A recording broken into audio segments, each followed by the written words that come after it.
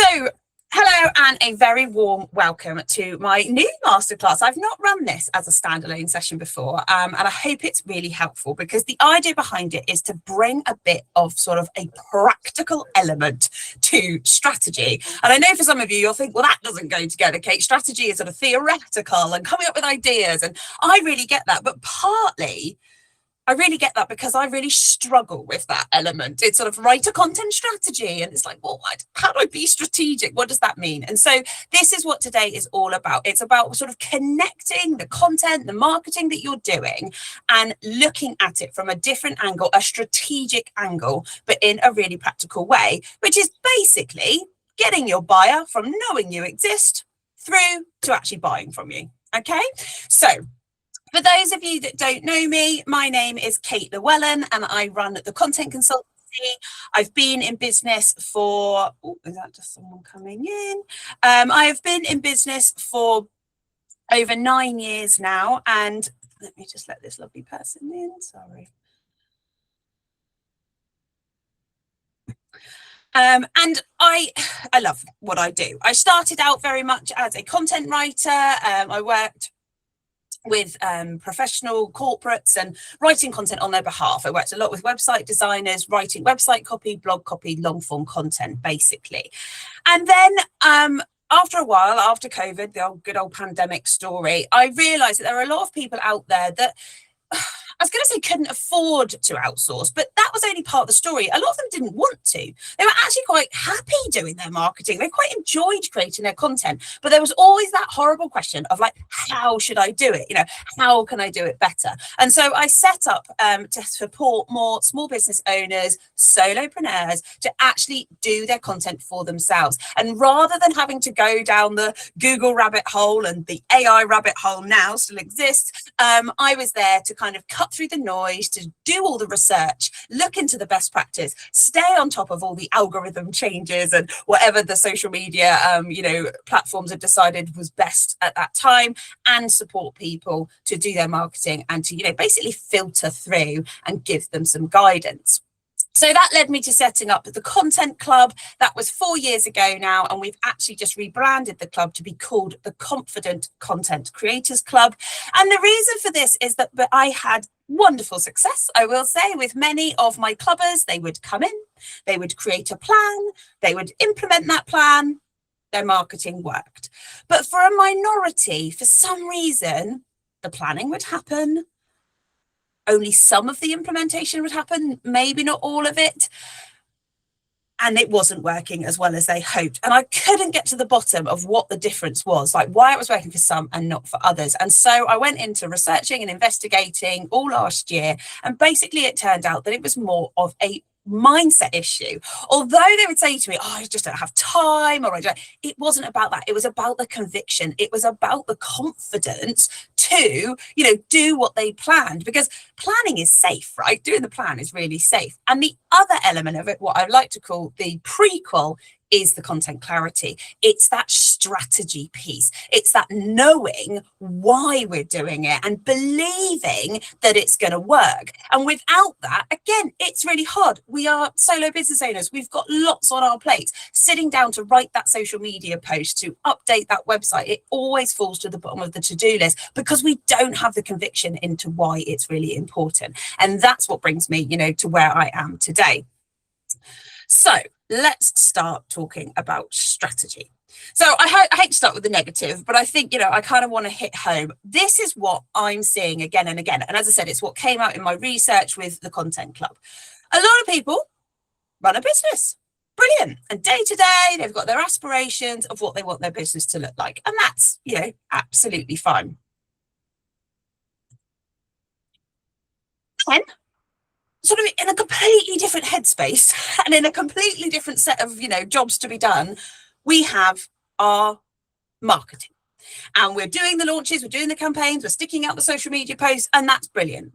And to be honest, it's a bit of a visibility piece, but that's what we're doing. Great. And then we have our sales. And this again is in a completely different headspace. It's over here, we're setting targets, we're doing forecasts, whatever it might look like. And what we actually need to be doing, especially from a powerful marketing and content point of view, is bringing them together, constantly thinking, well, what do I want to do in my business? What do I offer? Who are my ideal clients? Then how am I going to use my marketing to get me to the sales I want to grow, the business that I want to have, or run the business that I want to have? And unfortunately, although we are often in charge, or we are certainly CEO of all of these areas, we often deal with them in very sort of independent ways. And what I want people to do, and this is why it's called the connected content strategy, is bring it all back together. What the reality also looks like is this. How do you feel about your business, your content, your marketing, your sales goals? All of that, goes into our everyday. Okay, yeah, so we have a business and we know what we want it to look like. But then we need to think about our ideal clients. Who are they? What's going on in their lives? What do they need? What do they want? And we need to make sure that not only do you align with all of that, but also that they even know you exist. Okay.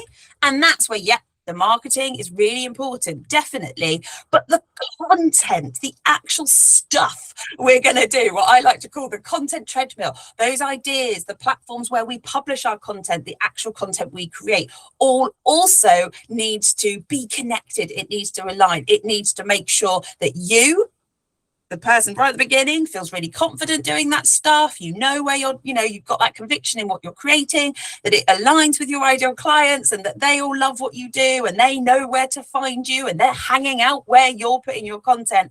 And then obviously we've actually got to do the doing of the content too.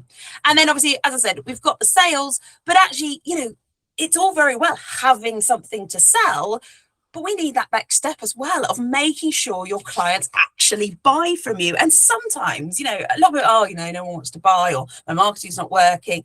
And actually, it's a really, yes, strategic, but also very much a process thing. Are you making it easy for people to buy from you? Are the systems in place? Are the processes in place? Is the customer service experience working well? And this is what I mean about that connection, about really looking at your marketing from this perspective, from all of these different angles. And that's, why it's so important, what I'm going to go on to talk about today.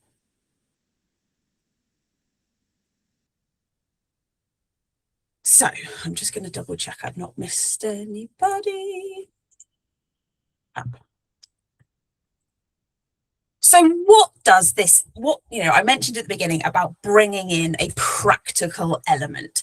And as I said, I've definitely been presented myself, and I will admit I've even presented people with a content strategy sort of template or document, which is absolutely fine, apart from the fact that it can be really hard to sit down and figure out why you want to do something. And that is what the strategy element is all about. It's not about the what, it's not about the how, it's not about, how many social media posts you're going to do, or whether you're going to write a blog or whatever, what actually that blog content's going to be. This is about the why. Why are we doing this?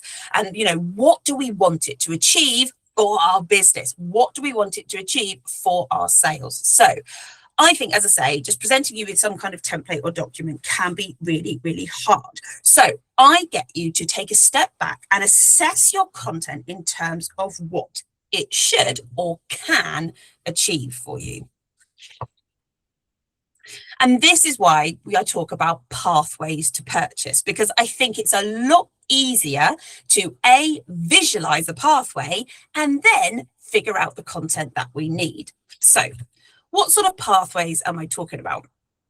Well, at the moment, I'm sure a lot of you, and you can feel free to tell me, will have something like a website. You'll maybe have email marketing, mailing lists. You'll have social media, maybe another social media.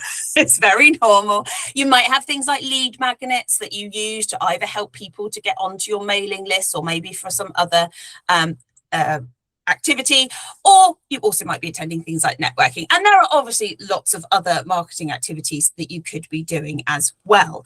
But what I see is that they often work in silos. When I say to people, so how's the marketing going? Is it looking good? I get, yeah, I've got a website. Okay, good. I've got emails, I've got a mailing list. Brilliant. I'm on Instagram, Facebook, and LinkedIn. Fabulous. But they're just platforms. They don't actually interest me that much. I want to know, what are your goals? What are the content you're using to get you there? How is your social media actually working for you? For me, the big question is always, and again, talking pathways, what's the next step? So brilliant. Someone gets to your social media. Where do they go after that? One of my favorite things to say is you can't buy from a social media post. That is technologically impossible. Even if you have a TikTok shop, people still have to take the next step. They have to put in their card details. They have to actually make the purchase. So always be thinking about A, the next step, but B, how are your platforms working together? And for a lot of us, getting our platforms to work together and the content that we put on them to seamlessly drive our clients through to the point of purchase would save a lot of headspace and a lot of time. So it's really, really worth investing in this strategic thinking. So let's reframe the role of your platforms. It's not about, as I say, today, it's not about the doing. It's not about sticking out another post. It's about really thinking about what you want your content to achieve for you. It's about the why. So why be on these platforms? So I've just listed a few examples. Because we want to be visible, right? That's the first thing, the know, like, and trust. We need people to know we exist. Ideally, we want our ideal clients to know that we exist. We want to be visible enough that people know where to find us. They know what we offer. They know what we do. And hopefully you are moving people. This is the real, important element for what I'm talking about today. We are moving people from simply knowing that we exist and being there when they decide they need us through to, like I said, that little know, like, trust sort of pathway of liking what we do and perhaps engaging with what we do. So thinking, yes, it might be the likes and the comments on social media, but it also might be the replies to email. It's thinking about how can we encourage them to take that next step. And these, I say, are absolutely important, but they're just the platforms that we use. What's the content that helps people go from knowing we exist to starting to engage and want to be, part of our world and feeling like comfortable enough to do that? I think that's a really good question to consider. We then, once they're maybe engaging, we want to take back the ownership of nurturing those people. What are you doing? And I actually asked this in a group scenario the other day. What are you doing to actually nurture those people? They've waved their flag. They've shown maybe that they know you exist and they potentially might want to work with you. What content could you be creating that would be really nurturing, that would help, again, know, like, trust, build that trust element, that they feel like they know you, they know what you offer, they trust in your expertise. And again, some of these platforms can hold that type of content, but just really think about what content is actually going to nurture them. And with a real sales hat on, what are you doing to warm them up? What are you doing to turn them from simply somebody in, a follower? I think it's probably a good term to use. What's turning them from a follower into an actual lead? Again, it's not about just having a blog. It's not about just sending out emails. It's thinking about the content that actually makes that switch, that actually moves people along. And then the bit that I really do see, and I totally appreciate that if you come from a corporate background or something like that, we have marketing departments and we have sales departments. But the best companies have a real close connection between those two. And importantly, they probably have a CEO that oversees all those departments to make sure that they are working together. And I think, again, for those of you that are fellow small business owners, you might have a bit of support from maybe one employee or a VA or something like that.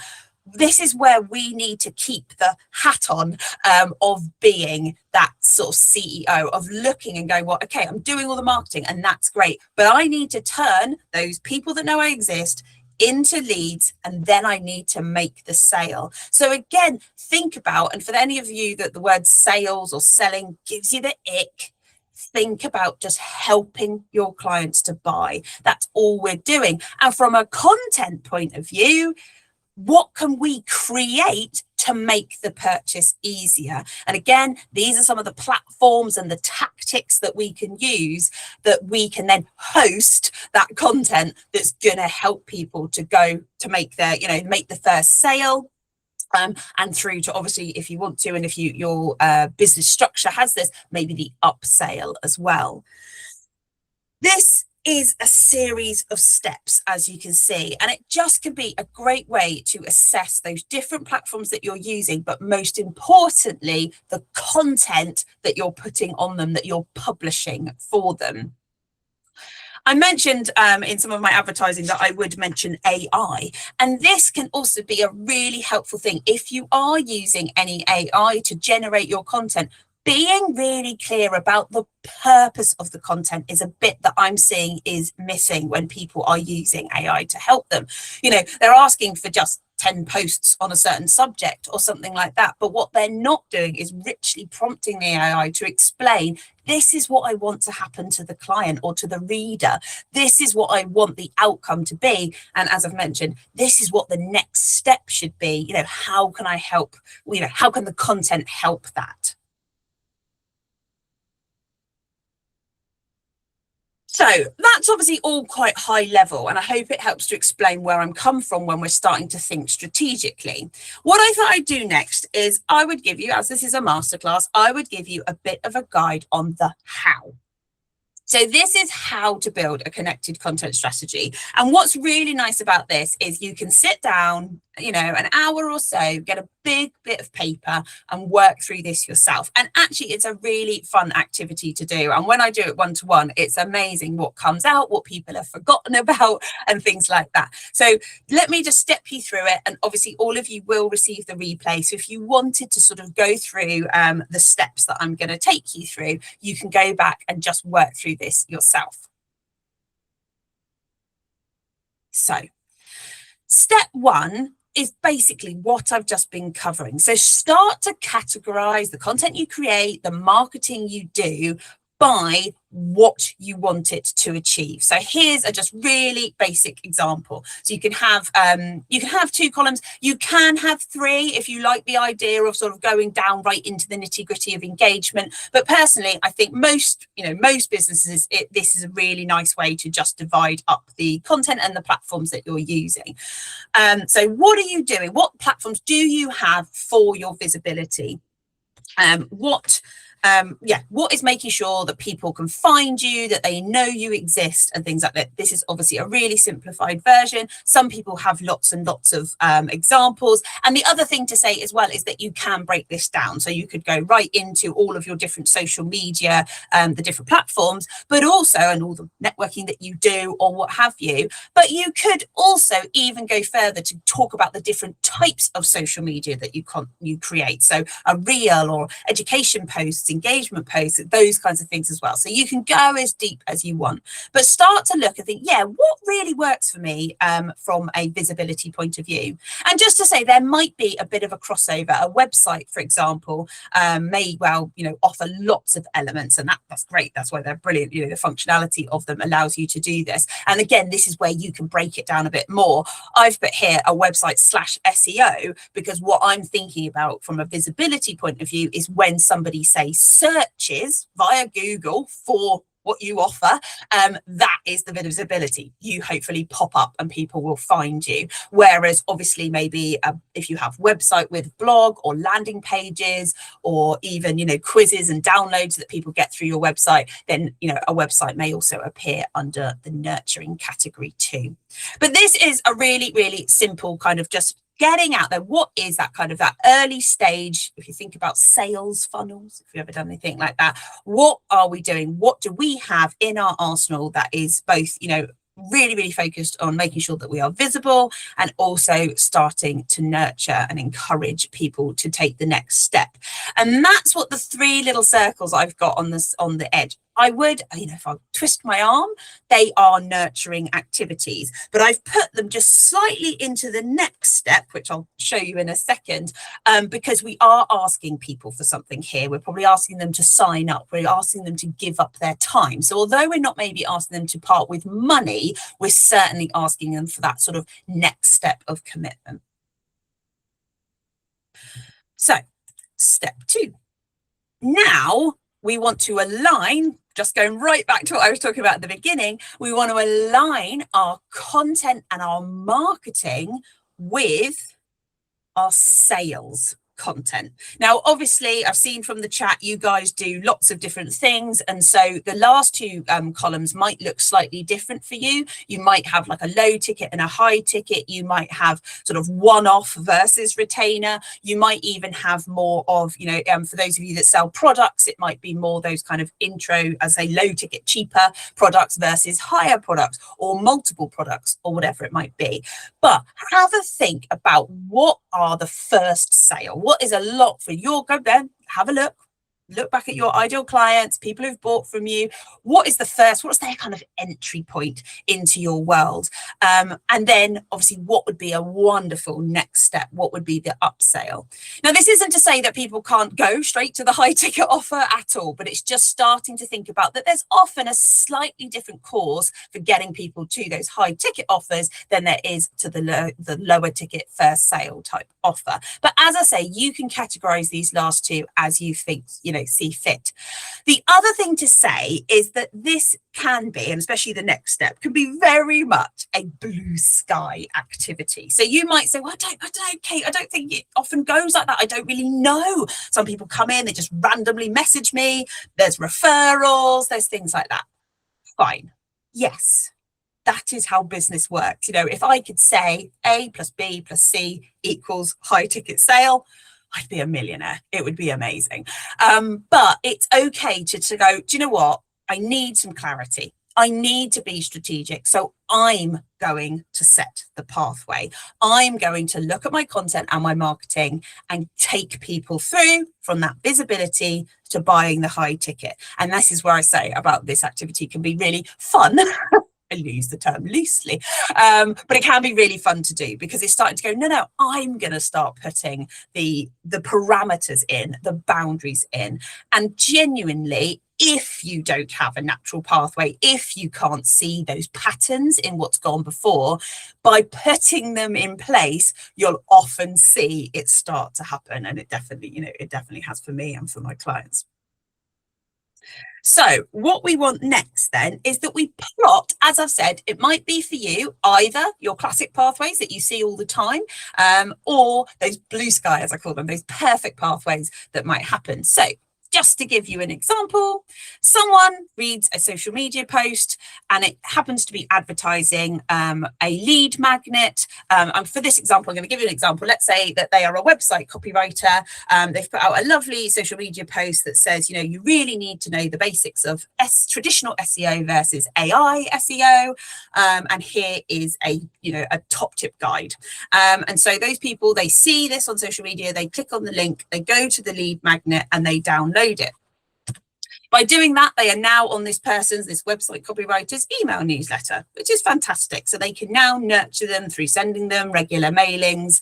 At the moment, they send a weekly mailing, and that's brilliant. We've moved them along. They know we exist. They're now on our mailing list, so we can really nurture them. And thinking of the content, the email is really rich in adding to that education, making sure that people understand, because those people, if they've downloaded a lead magnet on SEO, they probably, they want to be educated, they're interested.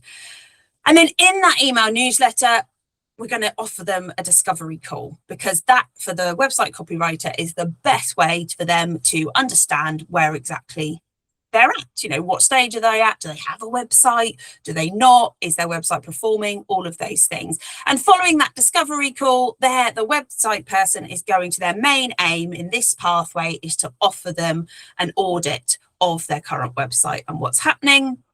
And then with any luck, they are going to upsell then a full project work. So it might be, let's say for sake of argument, a full website copywriting, like copy edit of their current website to help them.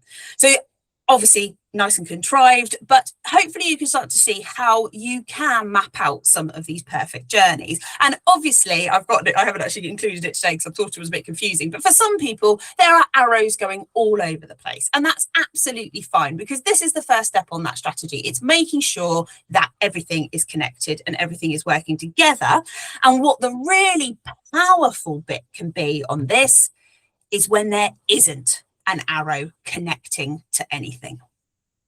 And that is, really, really important to bring home. I've spoken to people that say, for example, they've been blogging for months and months and months, but they cannot genuinely tell me where it fits in their pathway. They don't maybe advertise them on social media because they worry about an external link reducing their reach.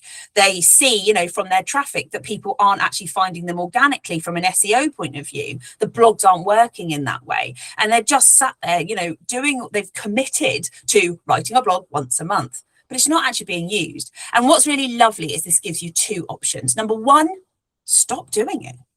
Those blogs especially is a good example. They have good longevity. You can update them, but you don't necessarily have to keep creating new.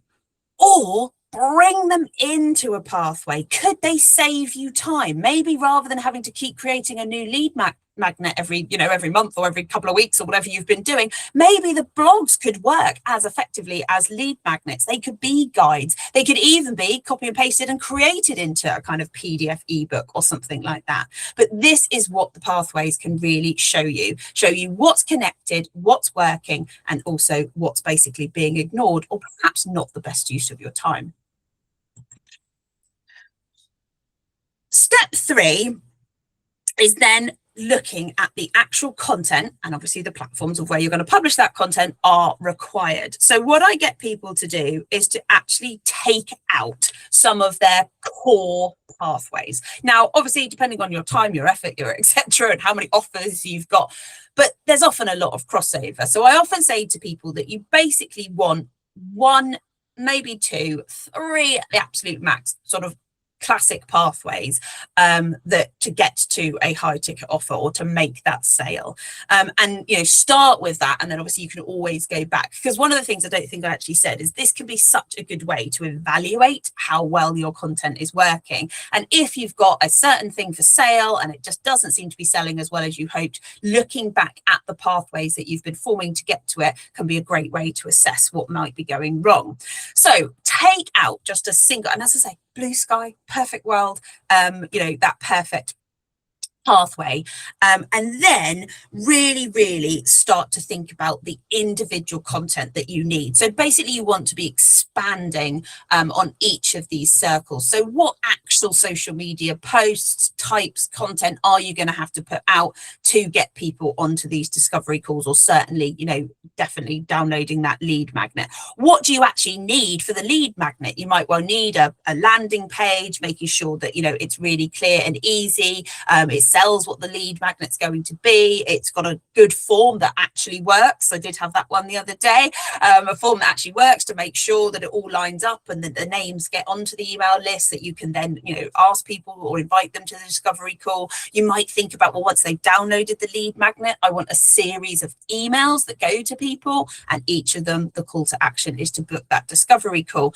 So it's just making sure you've got all the content in place. And similarly, you can go through to your sales content as well. With the audit and review, is there like a Google form that you might have where people would fill in their information? Going back to that website copywriter example, you might ask people, what they're happy with, what they're not, etc., or even just a simple sign-up page where people can pay for the audit and review, and then it's all automated. Fantastic. So it's just really looking through and thinking about either the content you have already and what you're doing, or also the power in the next step. Oh, sorry, let me just say that, and looking what you need. You can obviously, I think this is obvious, you could obviously do this again for multiple pathways. So you can, next time, as I say, someone does a Google search, they find a blog that you've written, Oh, my arrow's missing. You go from the blog, and at the bottom of the blog, you've invited them to a free webinar, or even a replay of a webinar is there that they can watch. And at the end of that webinar, the call to action is a power hour. And from the power hour, hopefully you're thinking about getting them onto your one-to-one mastermind or what have you. Okay.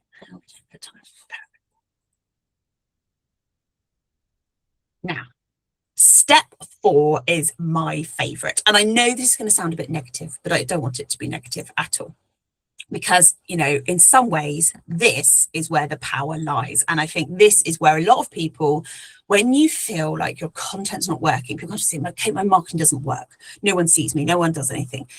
This is really, really powerful to help them identify that actually there's loads that they could be doing. And don't worry, you know, there's always something that we can often just tweak and just try. So I'd mentioned before that we want to make sure that actually there are these pathways, and we're thinking about what the next step is for people and how our content can make sure people are moving along. Now, this is what we look at is like, well, what could go wrong? And it's okay. Don't spend hours on this, because I know we love to sort of doom, to spiral. But just have a little think about what could go wrong. So, for example, your social media, people are not clicking onto that lead magnet. And as I've mentioned, it might be that because, unfortunately, when we include a link, it can lower our reach, because the platforms don't like us sending people away from their precious platform, their precious social media, off to our own websites. Yeah, fair enough. Also, maybe your platform is Instagram, and, on the standard posts, you can't include any kind of hyperlink. So maybe you're thinking, oh, maybe I need to do more around stories. I need to ensure that there's a sticker with the link in. Do you see what I mean? Just start to think, again, strategically about what could be going wrong, and do this at every stage. So just imagine there's a leak or a break in every step of the pathway. So between the lead magnet and the discovery call, maybe your call to action to book that discovery call was just a tiny little end note that could have got missed. Or, as I mentioned, maybe you sent out the lead magnet, says book a discovery call. That's it. Thanks very much. Done. Never mind. And you think, oh, what more could I do? Again, with the discovery call, is there something that you could be doing? What could go wrong in the discovery call? Maybe you're not clear enough about the outcomes or the benefits of the audit. Could maybe, doing something around that, scripting some key things that you want to talk about. A classic I know for myself, not giving too much away. Maybe you've actually done pretty much the audit and told them everything that's wrong in the discovery call itself. These discovery calls are turning into hour-long, as I say, reviews or what have you. So just go through, I think it's pretty obvious, what could be going wrong, and where could these leaks be happening with your ideal clients? Because we need to be strategic. We need to identify that some things will go wrong. The other thing to say is, obviously, as well, with any kind of classic sales funnel, you're going to start with lots and lots of people at the top, and you're going to obviously filter down to those ideal clients and those buyers at the bottom. So there's going to be natural leakage. It's not the right word, but it's going to be natural. People are going to go by the wayside. Of course they are. But it's still a good idea to maybe just capture and sweep up those people that, all they needed was this magic next step. So we start to think about how we can redirect or I refer to this idea of a pathway, how we can signpost people back into our world. And one of the most powerful things about this is from a content confidence point of view. A lot of people hate having to chase, having to follow up again, the person that's had the discovery call and then they ghost you, and it's horrible and it's cringy, and I really, really get it.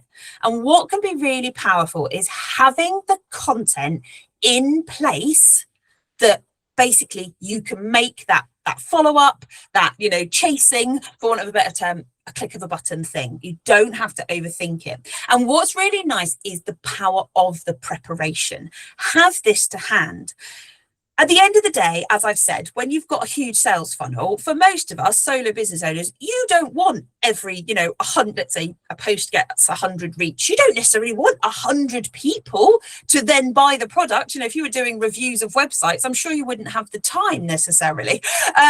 But what you do want to do is, when not enough of those 100, say the 10 that you wanted, are not getting to the point of booking, you want to know that there are little things in your back pocket that you can do. And as I said, it's so much harder from a confidence point of view to start creating that content from a place of deficit, from a place of desperation. We go into hustle mode, we go into panic mode.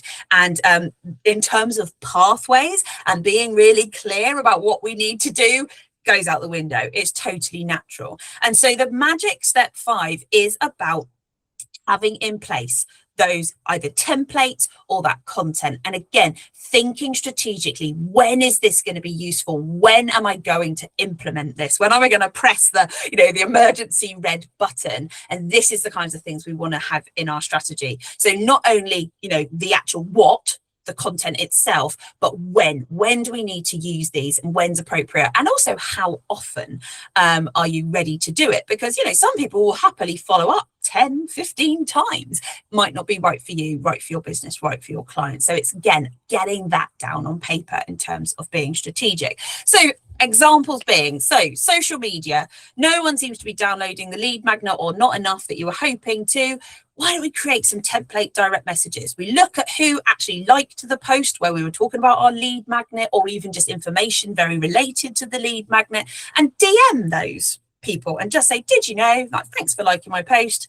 Did you know I've got a top tips guide all about this? For our lead magnet people, they've come, they've downloaded, maybe they have opened a couple of emails since, but you still haven't got them on that discovery call, and you've done a bit of research into them, they look ideal.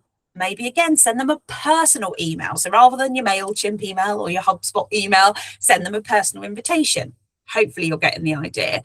Again, with a discovery call, instead of just letting those people go off and, wishing them well, maybe having that templated direct message, or even a voice note or a phone call, God forbid, to actually speak to them. Have it scripted, have it templated. It's so much more powerful when it's there and waiting for you. And again, using AI, it's so clear when this is what I'm trying to achieve. I'm trying to achieve somebody who's been on my discovery call, they haven't booked in their audit, even they seemed really keen.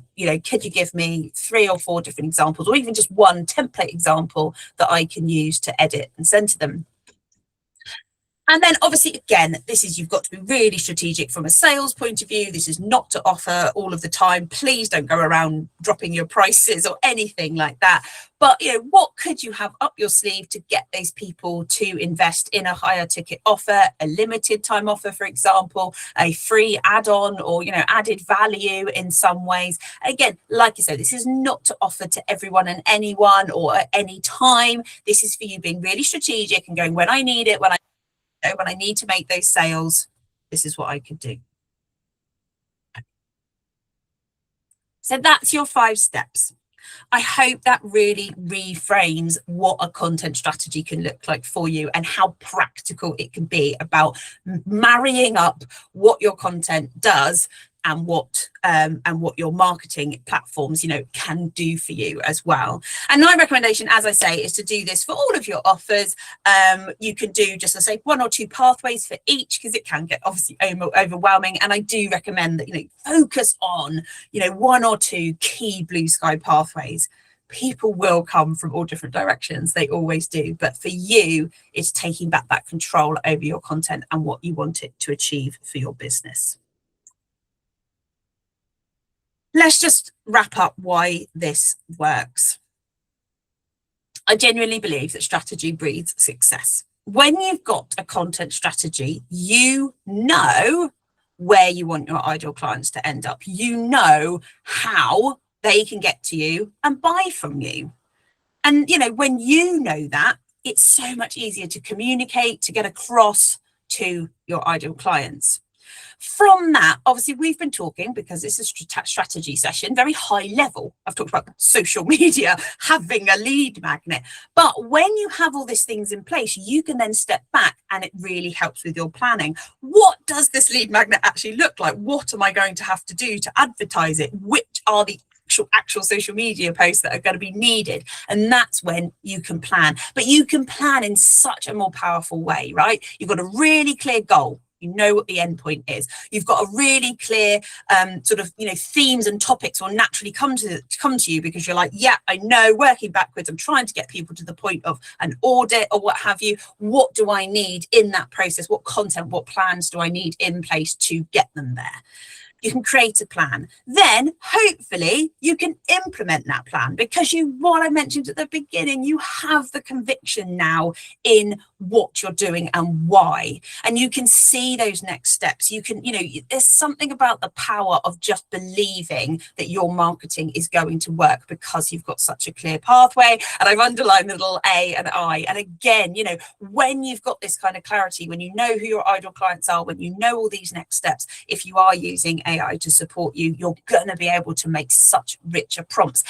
And most importantly for me, you can assess what the AI spits out at you so much better, because you know what you're trying to get to. You're going to use it and ask it to create content that actually is going to get people along that pathway. And finally, and I genuinely actually believe this is almost the most powerful bit. As I've said, people often come to me and say, my content doesn't work, my marketing doesn't work. It's a great way to evaluate when things aren't working, or certainly aren't going as smoothly or as directly as you are hoping, because you can look for those leaks, as we've talked about. You can think about how often you're doing that follow-up, that redirection, as I like to call it, and really start to see where you could make a more, a quicker difference, a more efficient difference to getting your clients along those pathways. And I think there's a real power in that. It really does breed that confidence that you're like, it's okay. It's okay that, my one pathway, or even the content within that pathway, didn't work this time, or isn't working as well as I hoped, because I can try this and I can do this. And that's what, everyone hates me for it, but that is sort of what marketing is all about. It's all about tweaking and, coming at things from slightly different angles. And again, definitely content specifically, from post to post, just having a little look at what's working and what's not. And these pathways are such a powerful way for you to practically evaluate that. And, this is just really a summary for you of what underpins to me this work. As I've said, yes, this is a very practical approach, but for me, it's all about, when you are the business owner, when you are the content creator, when you are the marketeer, it's about having these 5 steps to unshakable content confidence. So it's about making sure that you are aware of what is and what's not working. Really easy to evaluate, and also looking at both your content versus your platforms and how well they're working all together. You gain clarity over what you truly want to achieve, both from a business, a marketing, and a sales perspective. It's bringing all of those together. It also really, as I mentioned before, about the planning and the implementation, it genuinely helps with consistency, because the journeys become familiar to people. You give there's like a smoothness now to your marketing that people can sort of start to see. They sort of feel the wave, which I think is really, really powerful. The confidence obviously comes with knowing exactly what you're doing and when, and the confidence to plug the leaks, to look for the gaps, and to redirect people whenever you need to. And I genuinely believe that it's that confidence and those 3 steps before as well that breed the conviction that starts to come across in your content. You attract people. I genuinely believe in sort of the law of attraction. You know exactly what you're doing, where you want people to go, what are their next steps, how you can help them. All of those things are answered, and that conviction starts to come through in the content you create. So how does that sound? Does anybody have any questions? Is anybody excited to go and grab a big bit of A3 paper and have a go? Has anyone done this kind of work before? Feel free to come off mute. I tell you what, yes, feel free to come off mute. Let me have a quick look in there. Hi, Kate, it's Kristen. Hello, Kristen. I was just looking at my hair. That's not good, is it? Put yourself to put the camera back on. That was really, really good. I've done some marketing stuff before, but it's always nice to get that sort of like for me, number two, it's that clarity and building it all together is really good. And I'm just starting out with some new messaging and trying to do that. So it's been incredibly helpful. Thank you very much. I am going to go away with a bit of paper and just work backwards a little bit. And I think the other bit for me is it's all very well wanting to do it yourself, but it's a lot to take on because it takes you away from what your niche or business or what you're trying to achieve as well. So it's that potentially asking for support in the areas that become more difficult for you. And you know what, having been someone who's been outsourced to, is that the right way, coming to someone with this kind of strategy, they're gonna love you. You know, you're going to be so clear with what you want, where the end point is and how you want to get there. And what's lovely is all you're going to do is, they're then going to lend their expertise and their knowledge to get you there. And, it's so powerful. I often give the example of people come to me and they're like, oh, I've worked with a social media manager, for example. I'm so disappointed. I spent all this money and I didn't get anywhere. And I'd sort of say, oh, so what, when you were chatting about where you wanted to get to, what did you say? And they'd be like, well, I just asked them to do my social media. It's having that clarity of it within your business plan, isn't it? And bless you, talk to, and I've had this where I actually spoke to the social media manager and she was like, well, she never told me, so I grew her following to 10,000 people. And I'm like, oh, brilliant. And then you speak to the business owner and say, what did you want? And they're like, 3 sales, Yeah, completely. I'm not alone. Completely different strategies. So yeah, absolutely. I mean, it's really powerful. And actually I often say to people in my membership, that's the best bit of it, is that you get to the point where you've got the plan and you can just go, there you go, make it happen. Yeah, no, definitely very, very helpful. And I shall be looking into what else, other wisdom you have. Bless you. I will come to my extra wisdom in a minute. Thank you. Yes, thank you though.